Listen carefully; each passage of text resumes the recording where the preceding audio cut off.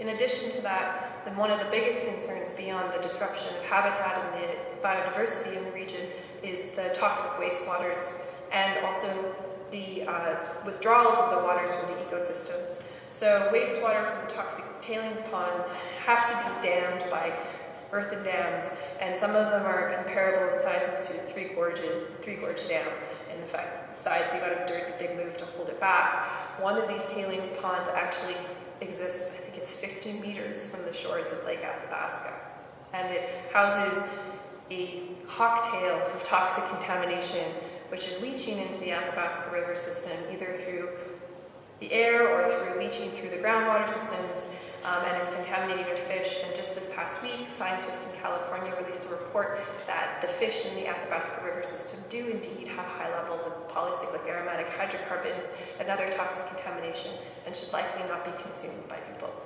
This just came out last week. My family still eats fish every day.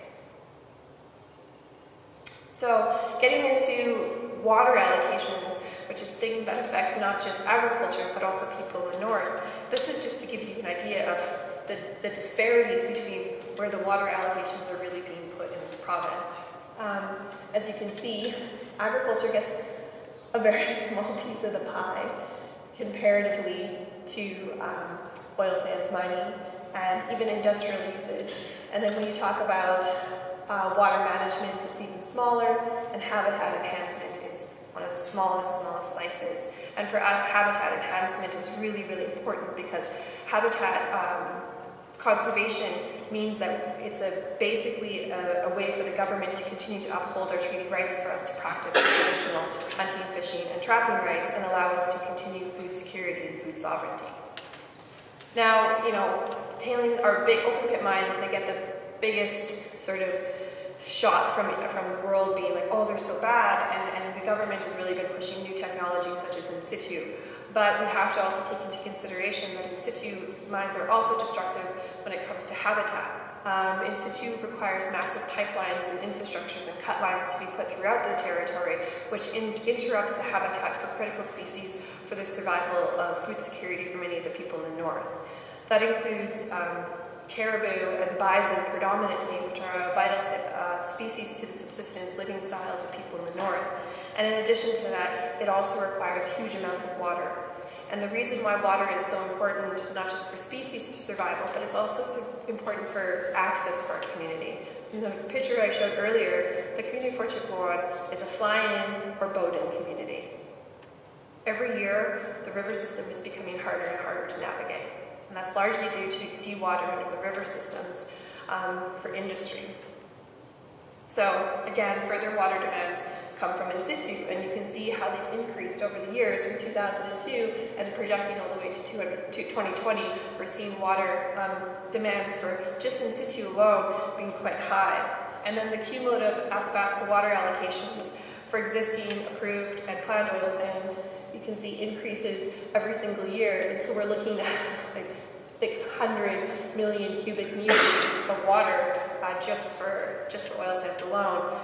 And we're not really taking into consideration habitat enhancement or conservation efforts for species and for the continuation of those that have different ways of being and different ways of living.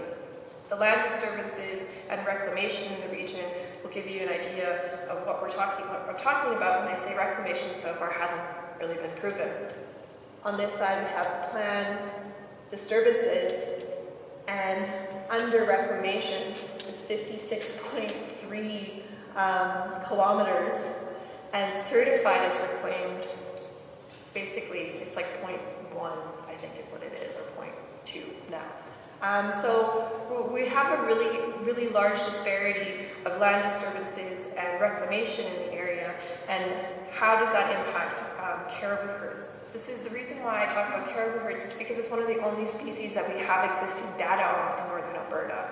We don't know what the baselines are for the usage of our species. We don't have strong baselines for things like muskrat, which actually are disappearing in the region, but no one really knows what they are because no one's ever bothered to do baseline studies, even though it used to be a major food source for the people in the north. So caribou is one of the ones that has existing data, and caribou populations have declined dramatically. So if you look at this map, and you talk about in Alberta, Alberta sits on the highest levels. They're at the top of this map because industrial disturbances in woodland caribou have basically gone through the roof. Industrial disturbances are the highest of any of the provinces, almost more than double what the disturbances are in other provinces.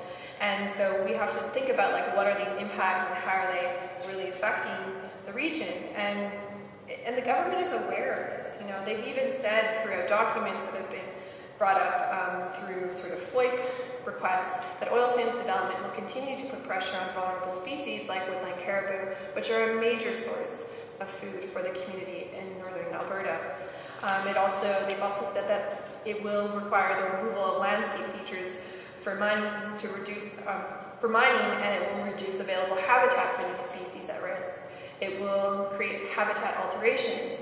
Pipelines and survey cut lines and reclaimed land can make habitat less suitable for spore species. So even with reclamation, will these species even really come back? And all of this is important to understand in the framework of the fact that we are dealing with food security and food sovereignty for many of the people in the north who haven't had the opportunity to really flourish within the agricultural lifestyles and seeing food as food security, but have really relied on hunting, fishing, and trapping as a way to subsidize the cost of living. And that's a reality. A member from the Athabasca Chipewyan First Nation actually just said in testimony at the Shell hearings 2 weeks ago that she is a person that has a lot of wild meat and wild game and fish in her freezer. And last year her freezer broke down. She didn't realize it for 2 days and lost all the meat that she had put in her freezer for this season. And what she realized is when she had to go to the grocery store to buy meat, which is very expensive at the only grocery store in Fort Chipewyan, that she almost went completely broke that year and had to basically ask very sort of humbly other people to share the wild game that they had in their freezer because the cost of living was just too high. So just to give you an idea of the disturbances, I'm just going to show you a series of maps. So this is, the green is where the caribou ranges are in Northern Alberta. These are the oil sand leases that exist in Northern Alberta, and you can see them, that they're directly on top of many of the caribou herd ranges. And this last one is the industrial disturbances in the woodland caribou herd ranges. This is where they live. This is what we plan on doing. And the provincial and federal governments are looking at ways to try and mitigate this, but we're still allowing approval after approval for tar sands or oil sands leases to continue to be pushed through the system. And environmental regulations are sort of being cut back every year, and we don't even have enough fishery or environmental agents in the area to really ensure that things continue in a healthy way. So what does this really mean for us? It's impacts on our people, health impacts. That's the biggest thing. The community is reporting elevated rates of cancer and autoimmune diseases. Until recently, and this may change now that this report came out from California, the scientists from Canada, but they just did peer review in the US, and so the report came out. But the Cancer Board even admits that there's higher levels of cancer rates in the community of Fort Chipewyan, but they also stated in the same report that there's no way to correlate the relation to food or contamination from effluents from downstream to the cancer rates that are seen in Fort Chipewyan. But now that there are actually confirmed cases of elevated levels of polycyclic aromatic hydrocarbons and other toxic contamination in the fish in the Athabasca River, that may change, but I don't know. And one of the major things is these changes in diets. It's quite sad because I grew up on a traditional food diet. I ate a lot of wild meat. My mom and my parents, my mom and dad actually wouldn't even let me eat grocery store meat. And so the only thing I ever ate was wild game until I was about 10 or 11 years old. And that changed due to finances and us moving into the city. But these major changes in diets in the community of Fort Chipewyan, where it's very expensive to buy grocery store meat and people subsidize their meat through hunting, fishing, and trapping, these disturbances are meaning that it's harder to find moose, it's harder to find caribou, it's harder to get bison, and it's dangerous to eat the fish. So what is this leading to? Major changes